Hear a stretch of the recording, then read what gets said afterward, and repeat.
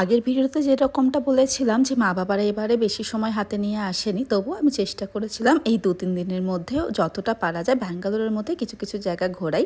তো তোমরা জানো আমি কতটা আইকিয়ার জন্য অবসেস, যদি না জেনে থাকো তো জেনে নাও।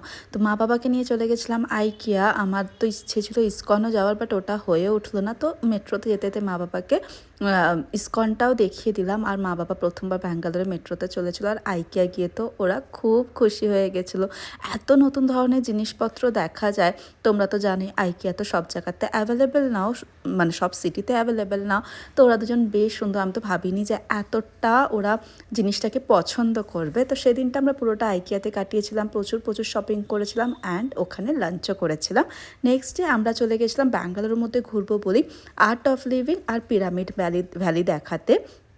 পুরোপুরি ওরকমভাবে ভ্লগ করিনি, একটুখানি সবার সাথে গল্প আড্ডাই করছিলাম। তো যেইটুকুটুকু পেরেছি সেইটুকুটুকু তোমাদের সাথে শেয়ার করলাম। ওয়েদারটাও ঠিকঠাকই ছিল।